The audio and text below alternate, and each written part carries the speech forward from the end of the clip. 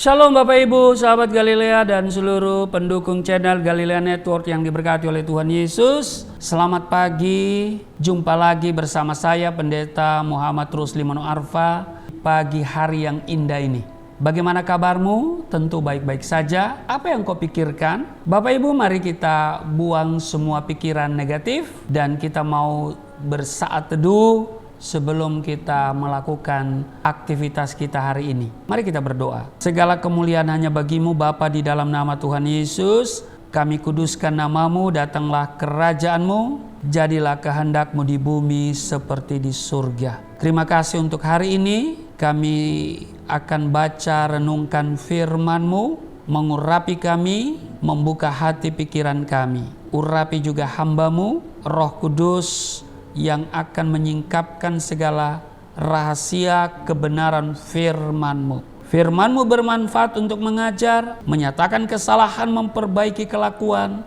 mendidik kami kepada kebenaran. Sebab itu kami mencintai firman-Mu dan kami mau merenungkan itu siang dan malam. Di dalam nama Tuhan Yesus. Haleluya.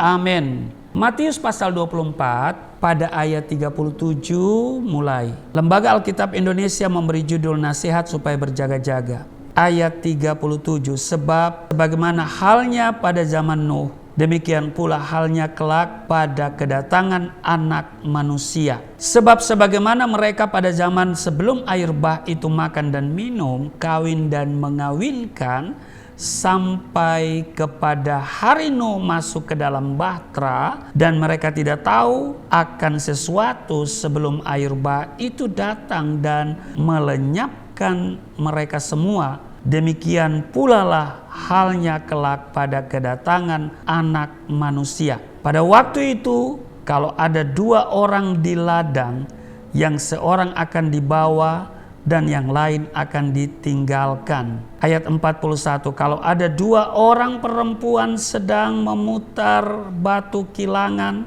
yang seorang akan dibawa dan yang lain akan ditinggalkan. Ayat 42, karena itu berjaga-jagalah, sebab kamu tidak tahu pada hari mana Tuhanmu datang. Ayat 43, tetapi ketahuilah ini, jika tuan rumah tahu pada waktu mana pada malam hari pencuri akan datang, sudahlah pasti ia berjaga-jaga dan tidak akan membiarkan rumahnya dibongkar. Ayat 44, sebab itu hendaklah kamu juga siap sedia, karena Anak Manusia datang pada saat yang tidak kamu duga.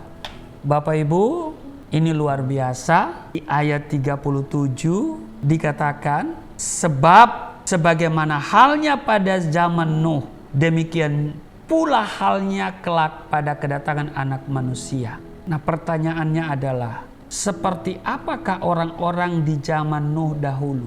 Nah, Bapak Ibu, setelah saya merenungkan, ternyata kehidupan mereka pada waktu itu penuh dengan segala jenis kejahatan. Segala jenis kejahatan, pokoknya tidak ada jenis kegiatan yang tidak mereka lakukan. Sudah semua jenis kejahatan. Mereka sama sekali tidak mengindahkan hukum-hukum Allah. Lebih senang melakukan dosa daripada kebenaran. Moral manusia benar-benar telah rusak. Sebab itu di Kejadian 6 ayat 5 di sana dikatakan, dilihat Tuhan bahwa kejahatan manusia besar di bumi dan bahwa segala kecenderungan hatinya selalu membuahkan kejahatan semata-mata. Perhatikan, bahwa kejahatan manusia besar di bumi. Sudah bisa bayangkan itu. Dan bahwa segala kecenderungan hatinya selalu membuahkan kejahatan semata-mata. Nah, di masa sekarang ini, menjelang kedatangan Yesus Kristus yang kedua kalinya, keadaan manusia tidak jauh berbeda dengan orang-orang zaman Nuh dahulu. Di mana segala jenis kejahatan sekarang ini merajalela di mana-mana, yaitu apa? Pembunuhan, kekerasan, tipu muslihat, kedurhakaan, dilarang bangun tempat ibadah, dipersulit walaupun sudah ada izinnya tapi tidak diizinkan untuk membangun. Jangankan itu, orang yang sementara beribadah disuruh bubar, Bapak Ibu. Hanya di Indonesia kejahatan itu ada. Ini jenis kejahatan loh. Masa orang sementara beribadah kepada Tuhannya disuruh bubar? Hanya di negeri ini. Di negeri lain gak ada. Haleluya. Jadi kecenderungan manusia hari-hari ini hanya membuahkan kejahatan. Kelihatannya religius, kelihatannya beribadah, tapi kecenderungan hatinya penuh dengan kejahatan. Tidak tahu mengasihi, pengkhianat, begitu, ya kan? Namun bukanlah berarti kehidupan orang-orang Kristen boleh tenggelam dan terlibat di dalamnya. Jangan terbawa arus. Jika kita tidak berbeda dengan orang dunia, maka kita juga akan mengalami hal yang sama seperti nenek moyang kita, yaitu binasa. Tuhan menghendaki saudara dan saya, kita semua memiliki kehidupan seperti Nuh. Kejadian 6 ayat 9. Seorang yang benar dan tidak bercela di antara orang-orang sezamannya. Nuh itu hidup bergaul dengan Allah. Amin. Karena ketaatannya, Nuh dan seisi keluarganya selamat dari air bah. Tuhan mencari orang-orang yang taat dan hidup tidak bercela. Inilah yang paling dicari oleh Tuhan di akhir zaman ini. Bukan orang-orang yang hidup dalam kefasikan dan kesuam-suaman.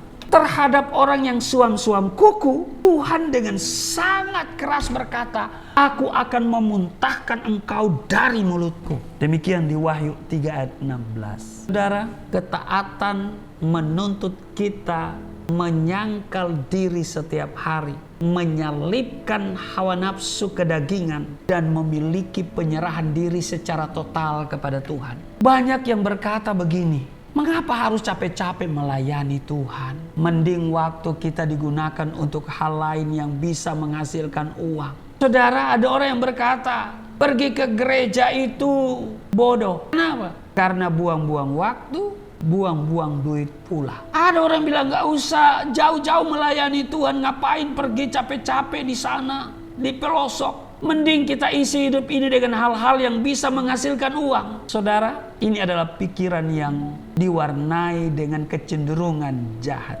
Sebab bagian kita, fungsi kita menyelesaikan amanat agung. Karena itu bagi saya, melayani adalah memberi hidup.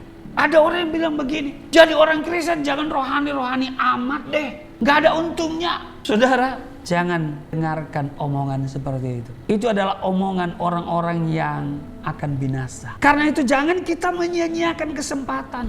Sebab waktu ini hanya sangat terbatas. Sedikit waktu lagi. Kalau saudara menyia-nyiakan kesempatan, kelak saudara akan menyesal. Karena setiap ketaatan selalu mendatangkan upah, yaitu kehidupan yang kekal. Amin. Karena itu dengarkan nasihat dari Rasul Petrus. Apabila Gembala Agung datang, kamu akan menerima mahkota kemuliaan yang tidak dapat layu. Mari kita berlomba untuk melayani Tuhan. Amin. Berlomba, bukan bersaing. Amin. Artinya masing-masing kita punya semangat untuk terus melayani Tuhan. Menyelesaikan amanat agung. Hidup dalam ketaatan. Ketaatan firman Tuhan. Dan menyelesaikan amanat agung adalah firman Tuhan. Kita taat dalam hal itu, maka kita akan diberikan, kita akan menerima mahkota kemuliaan. Amin. Tuhan Yesus memberkati. Mari kita berdoa. Terima kasih Tuhan, hari ini kami diingatkan jangan jadi Kristen suam-suam kuku karena akan dimuntahkan. Biarlah semangat kami terus menyala. Roh yang ada pada kami terus menyala untuk melayani Tuhan. Kerajinan kami tidak kendor untuk terus melayani Tuhan. Berkati kami semua, berkati sahabat Galilea di mana saja mereka berada. Di dalam nama Tuhan Yesus. Haleluya. Amin.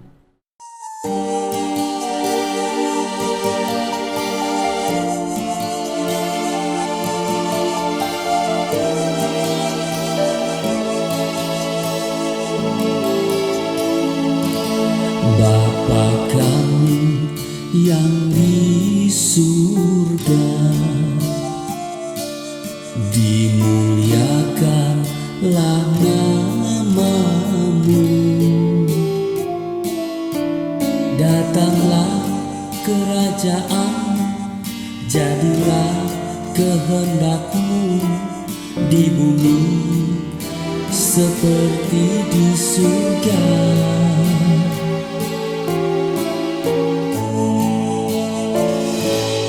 Berikanlah kepada